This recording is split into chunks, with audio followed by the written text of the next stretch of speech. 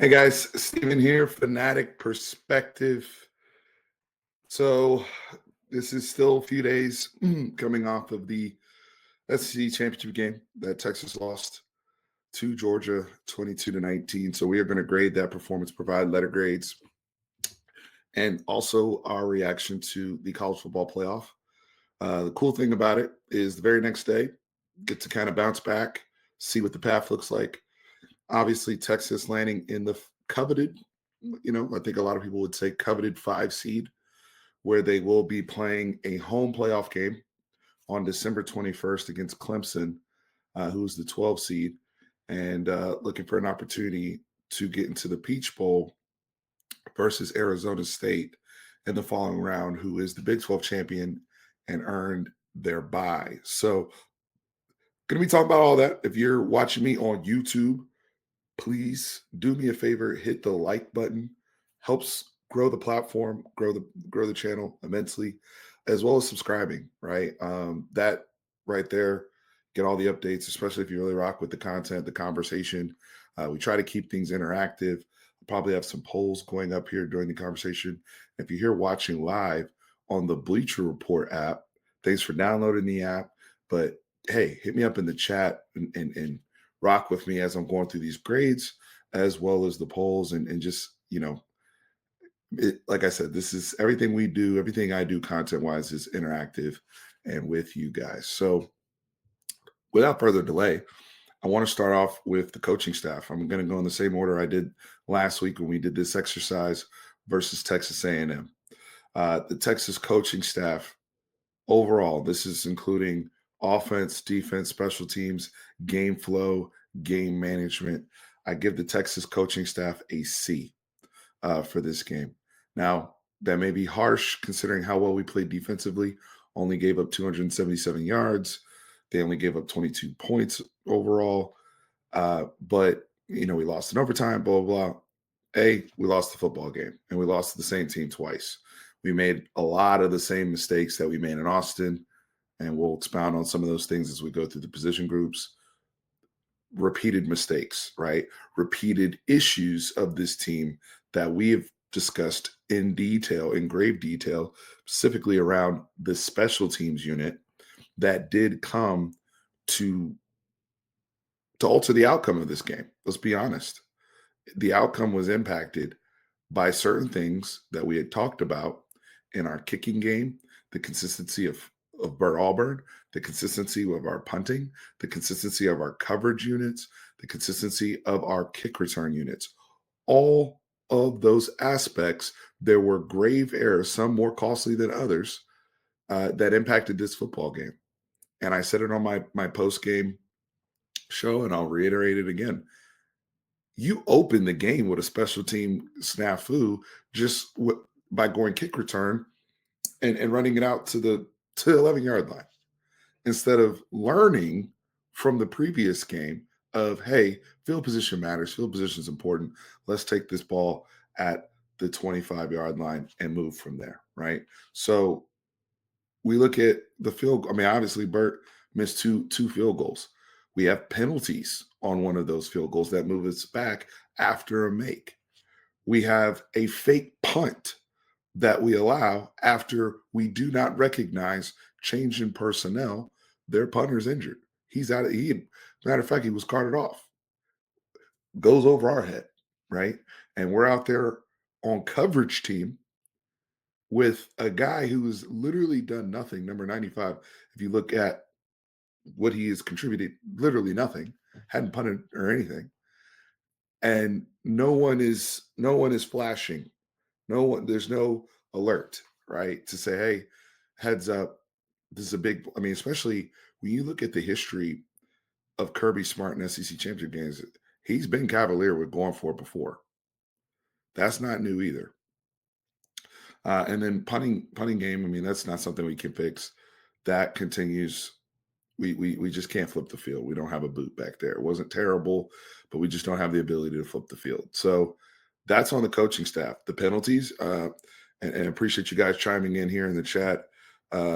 Incognito 296 says penalties. I agree. I agree. Uh, I know you guys want to start talking about Quinn and some other things. Right now, we are grading the coaching staff, which I've given a C. Let me see here. We'll just do polls throughout this thing. Why not? Right?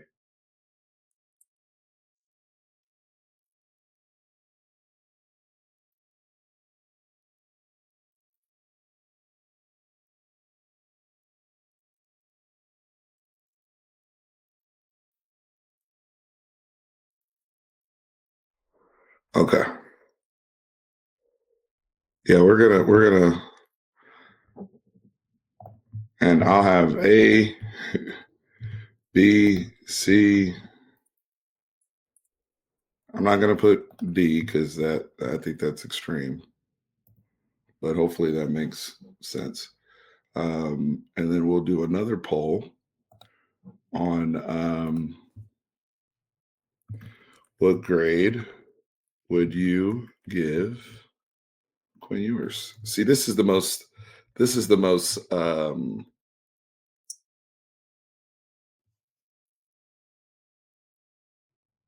This is interesting.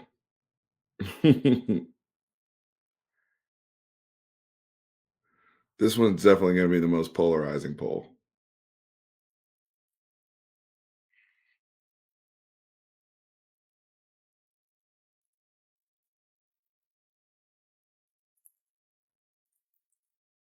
Okay, so a lot of people are going B.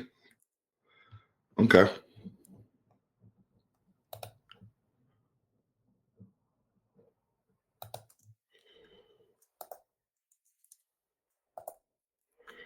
okay, all right. Sorry, I just want to get those polls out there so you guys can vote on that one too.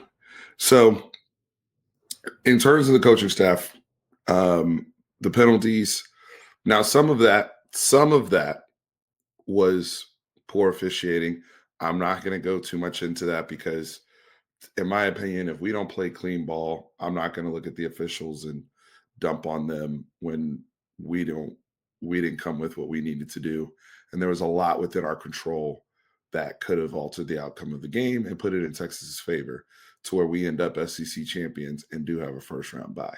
So I'm not going to put that all on the officials. Some of the pre-snap stuff, that's on us, right? There's subjective officiating like holding, pass interference, things of that sort, right? But when it comes to the procedural stuff, execution, that again, now there was some good. The reason why I have this also at a C, um, I thought our opening script to attack Georgia down the field. I did see some improvement of understanding. Hey, there's a lot of man coverage being played. Find your one on ones. Try to feature your playmakers. I like the fact that we heavily targeted DeAndre Moore at the slot. We heavily targeted Matthew Golden at the slot. We didn't let Georgia off the hook, and we produced a lot of explosive plays were produced through the passing game. I thought Steve Sarkisian had a good passing scheme down the field. Now the horizontal stuff and the run game, yeah, that was terrible. We didn't execute well, didn't scheme it up well. Uh, Clearly, Georgia misdirection and things of that sort. I'm not on program with running that type of stuff versus a defense like that. That plays into the strength and the teeth of Georgia's defense. You got to recognize they have some of the best athletes in the country. They are one of the best defensively sound teams in the country in terms of film study and understanding tendencies. You're going to have to attack those guys going north and south. And that includes the run game. You look at our runs out of pistol and when we're going downhill versus our wide zone concept runs, our outside zone concept runs out of shotgun. Just go back and look at it. So net defensive game plan, outstanding. I thought PK and them, holding another team under 300 yards. We've now back to back games held Georgia under 300 yards where we weren't, passing defense. I think they only gave up like 120 something passing yards. Gunnar Stockton, they adjusted to him. I know he came in and they got a touchdown on that first drive. He came in, but they adjusted to the player, adjusted to the situation. and made sure that, hey, we're not going to allow this to beat us. They downloaded very quickly. Guys flying around. Our safety play was outstanding. The only frustrating part I have is still we Trevor Etienne had another big game against us, again over 90 yards rushing. They ran for a lot of yards in the second half, and we'll get to this in defensive grades. Can't give up a touchdown over time. Not when there's a reason why you take the ball last. When you take the ball last and you don't score or you score a field goal on offense, I know the defense is tired. I know they'd pitched 8 shutout innings. They were on it. Um, we got to hold those guys to 19, right? The game got to be 19-19. It can't be 22-19 because you gave up 6. So as much as I um, credit the defense, they were put in some inopportune positions. Remember, we turned the ball over twice, 2 picks, and they held it down. But really, you still want your defense to have that championship clutchness, even with the fatigue and that moment to hold them down. Now let's go to Quinn. So we're grading the quarterbacks right now. What does the poll say? I'm gonna pin the poll here. So a lot of people are going B with Quinn, and that's where I fall. I give Quinn Ewers a solid B for this game. He is getting way too much blame and way too much heat for his performance, in my opinion. I understand he threw 2 interceptions. One was the later interception was a bad, uh, unacceptable. There's a lot of limitations that Quinn has, and we're going to talk about this with Arch if we want to look at the whole room because I do think that the Arch package needs to be showcased more in the red zone, especially with the fact that Texas has scoring woes, 1 touchdown in the last 6 quarters. So that also holds me from giving Quinn an A grade, but I give him a B because the first time he played Georgia was the roughest game of his Texas career by far. He was beaten up. He looked like he was benched against these guys. Let's keep it a buck. Quinn was benched against these guys. And I'm not doing this to be the biggest Quinn apologist or anything like that. I'm just calling like I see it. Okay. I've been critical of Quinn and I will criticize Quinn. And I've been loud as hell about his limitations with his mobility, his lack of playmaking, and the inconsistency with throwing downfield. Okay. On top of other things. But I've also been praiseworthy of him of how he carries himself on the road, how he performs in tough environments. When he is in rhythm, especially in the RPO, he can be as good as anybody. And I think we saw a lot of those elements of Quinn, which gave us an opportunity to win this game. I think he was more of the reasons why we were looking so good and so dominant around the game. And he did show mobility. He showed athleticism compared to the first game where he rolled out the pocket and had a big boy throw to Matthew Golden. That's not even considering the drop passes that he had to deal with, or the fact that Georgia took away Gunnar Helm, who had been one of our most consistent threats and played well against Georgia before. They took away Jaden Blue in the pass game. We didn't have pass game to our running backs like we normally do. And I thought Quinn did a good job. If you look at the stat line, 13 targets to DeAndre Moore, 13 targets to Matthew Golden, feeding the guys that were getting open. That's good quarterback play to me. So, you know, I I fall in the camp of, did he do enough for us to overcome the bad special teams and the penalties on offense and just some of the unfortunate things? No, but I feel as though if it's a team game and if the team plays well around him, we win the football game with that performance. If I go here right now, let's look at and again, it's not to be a box score guy. Obviously, we watch the games. We know where folks sit. Okay, so this isn't to be a box score Nelly per se, but if I go here, 'cause I do want to bring this up on unpin the poll for a second. All right. First off, Bubba threw for 358. Okay. So we were pushing the ball down the field. There wasn't now, did we still have the dink and dunk crap that I put that stuff on Sark more than I put on Quinn? That's just me personally. I put that more on Sark than I put on Quinn.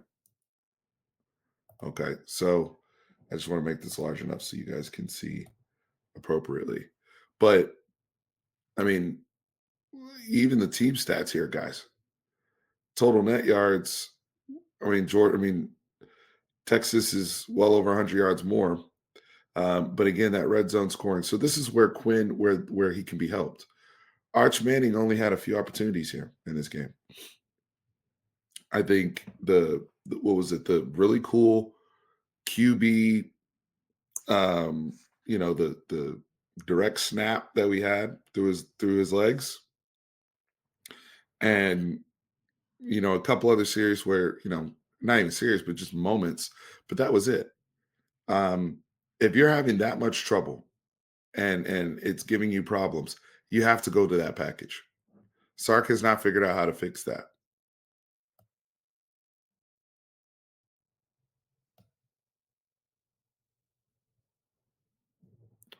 Doug Ross said, "I know you're going back to the penalties.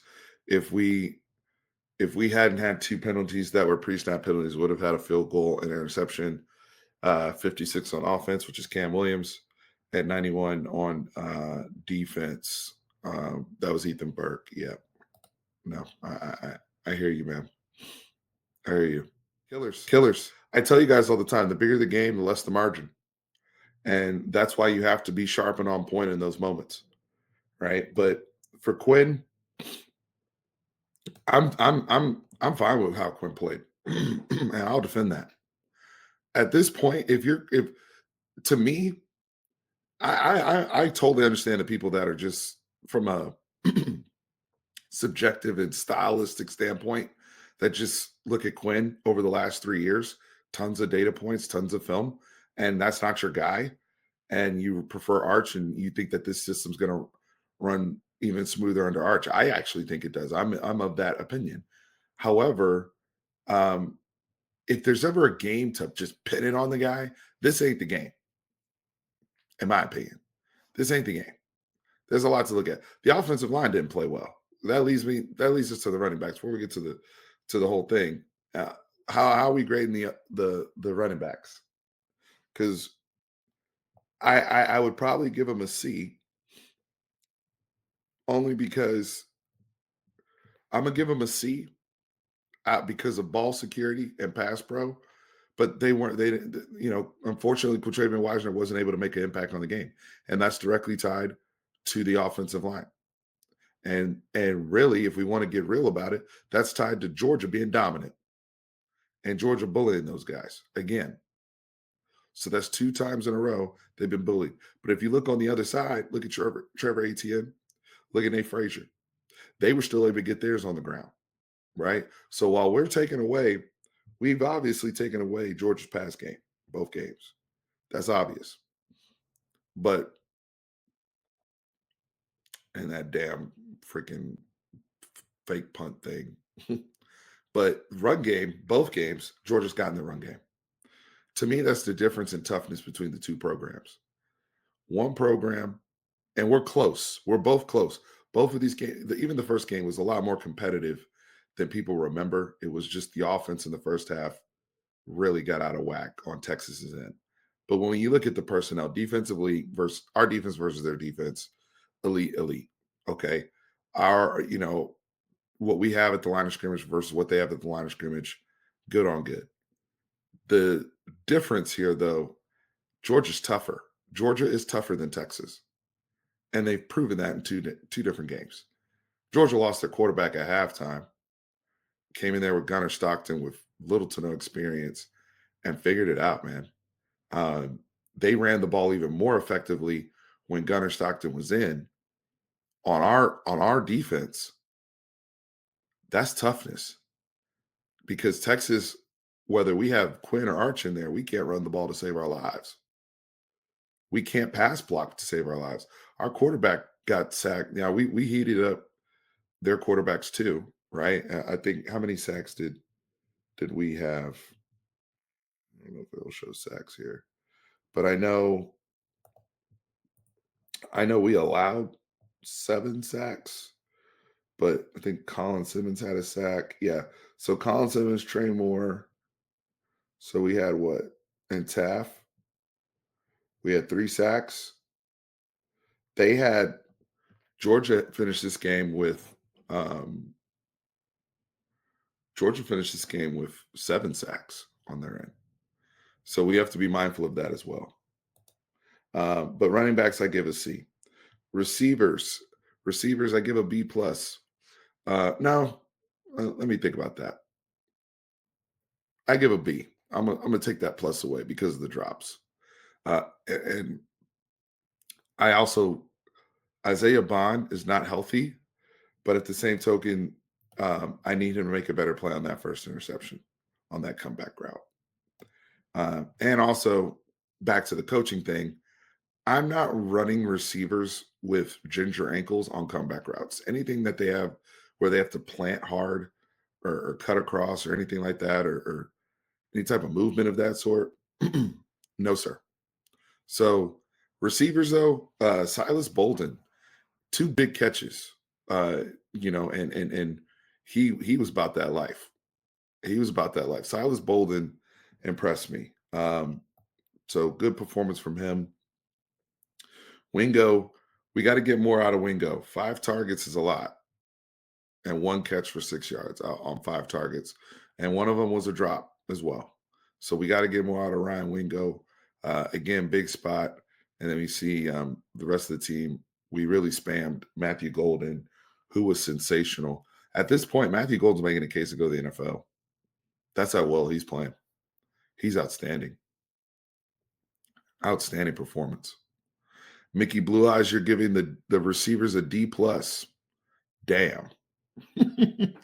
Damn. Offensive line.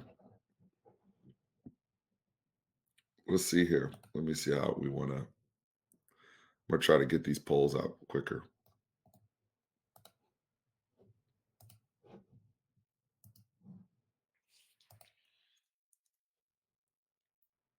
What grade are we giving the offensive line, y'all?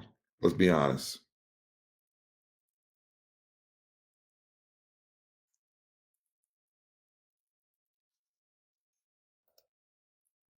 I'm not A is off the table for me.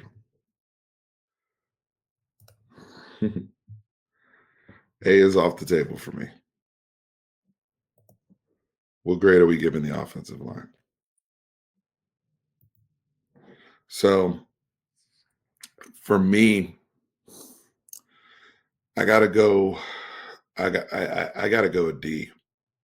I gotta go a D. I think this was their weakest performance of the season in a really big spot against a team that bullied them before, against a team that, and I understand Kelvin Banks wasn't there, but if I look at what Trevor Gooseby did, he did everything that Kelvin. I mean, even from the standpoint of how he was aligned pre-snap and what they were asking him to do in terms of getting out in space. I don't know if Kelvin Banks makes that much of a difference. I mean, that's also credit to how well Trevor Gooseby's playing under the circumstances. I mean, he had to play arguably our 2 most intense games back-to-back weeks against A&M and Georgia and held up. And from a conditioning standpoint, as a 19-year-old freshman being ready for the moment, that does impress me. However, the fact that we are absolutely getting dominated in the run game, guys getting put on their asses, um, the penalties, right? Cam Williams, 15 penalties this season that came to bite us. Those bad habits came to bite us in this game. The lack of push in the red zone area to where we can't even, um, we're either in 2nd and 15, 3rd and 14. I mean, how many times do we fall behind the change? And that's on the entire offense. But to me, the offensive line, I just didn't get enough from them. and I'll continue to rewatch the game, and maybe my grade will change and feel a little bit better about it. I need to see them come with some punch against Clemson in a couple weeks. To me, that's the group that needs to get back, because that line that we saw that was moving people around, especially in the running game against Kentucky, against A&M. Where is that group? They reverted back to the same group we saw in Austin. Again, credit to Georgia, Brinson, Michael Williams, Jalen Walker. Those guys just flat out kicked our asses up front. Let's keep it a buck. But I was very disappointed with the offensive line. Very disappointed. They get a D. Texas defensive line, for me, I give them a B. I thought the pass rush was much better in this game than what we did in the game against Austin, and a game in Austin. I thought they adjusted as well as they could for Gunnar Stockton when he came in the game. They were flat out dominant early, and really just standing on business. Fatigue set in, I felt like, for our defensive line later in the game. We gave up way too many running yards in the second half, and the conditioning was an issue from a standpoint of the defensive line, hands on hips, um, in the overtime, and they succumbed to it. But Georgia did just such a great job. Doug Ross, yeah, the offensive lines played fairly well against everyone, but Georgia, um, just not good enough, in my opinion. Not good enough. Not good enough. So while they started the game hot, and again, Colin Simmons, I mean, they injured Carson Beck, who sounds like he has at a minimum a sprained UCL joint, if not worse. So, our best wishes up to him. Never want to see anybody get hurt like that. And I know it's painful. Guys gearing up to throw a Hail Mary, and they literally take his arm off. So that's rough. But grade wise, with the defensive line, Trey Moore, Colin Simmons, Alfred Collins made some plays in the run game. Didn't see as much Vernon Broughton this game. Again, got to go back and analyze. But Bill Norton had his moments. Lole had his moments. So they were good. They were solid. Linebackers. I'm going to be harsh here. They're a C for me. Linebackers. LaFau, Anthony Hill, David Benda, too. That includes him forcing a fumble. I thought that they misjudged some holes. They were slow to diagnose at times in the run game, and they didn't make their presence felt like I wanted. I felt like the group that was making their presence felt was the safeties, whether it was Makuba, Taff, or McDonald. I did not feel the presence felt from my linebackers the way I'd like. So I give them a C. They have played better ball. They will play better ball, and they definitely can.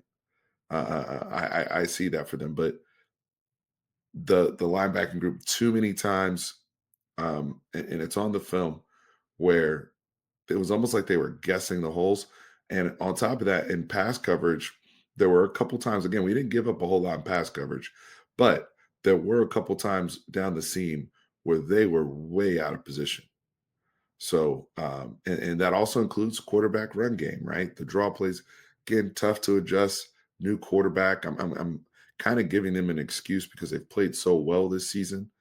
But this particular game, if I'm looking at the SEC championship in Atlanta, I was disappointed with the linebackers. Secondary, yeah, I'm with you there, incognito. Secondary gets an A. Were they perfect? Perfect? No, that's for the A plus. They gave up a couple completions, but overall, they made their presence felt big time in throw game and the running game. Um, the secondary was the biggest reason why we had the chance to win this game, including the interception by Jahdae Barron. Again, we'd like to see a good Gilbo throw a block there, but it just goes to show from a coaching perspective, the Georgia kid immediately his switch flips to defense, and our guy is just a little slow to react until he realizes what's going on. That's coaching too. So Jade Barron, great job. Michael Taff, shout out to Jade Barron and Michael Taff, both made first team All American Pro Football Focus All American team. And then we had Kelvin Banks on offense. So we had three Longhorn players make first team All American Pro Football Focus, which is a big deal to me. I think that's really, really dope. And overall, just impressed with how those guys perform. But the secondary gets an A for me. And then the special teams will end here F. And it's F. F. I talked about this after the game, and I'm getting ready to wrap up. There are things you can fix, and there are things you need to hide. Every team in this play, all 12 teams are going to have to identify what those things are because nobody's great out of this group. There's a lot of really, really good teams. I don't think there's any particular singular great team. As Tran said yesterday in our live chat, there are great units in this playoffs. There's a couple teams that have a great offense. There's some teams like us that have a great defense. There's some people that have some great, and there's people that have kind of good sprinkled in here and there. Yeah, we special teams, special teams. We got to hide that. It stinks. It stinks. It stinks. It stinks. I already analyzed earlier what the issues were. I don't think they can be fixed. I don't know if you can. It's been bad all season, so I don't see why it's just magically gonna. You hope that you have some good individual plays, especially in coverage and whatnot. But that's more of a reason why you got to fix the touchdown and sixth quarter problem. If you fix that, then and you start getting in the end zone again, starting with Clemson, then we don't have to worry as much about the field goal kicking. If you continue to move the ball between the 20s, we don't have to worry as much about the punting. But unfortunately, we don't have the luxury of being able to flip the field. We don't have the luxury of knowing once we're at a certain point in our drive, we have guaranteed points. So that puts more pressure on the guys. But at this point, you got to know your team. You got to know what you can fix, which I think is the touchdown and scoring versus what ultimately needs to be cleaned up. So those are this week's letter grades. We'll be back with some analysis on Clemson. But I really appreciate everybody tuning in, tapping in here. And remember, horns always up, hook 'em.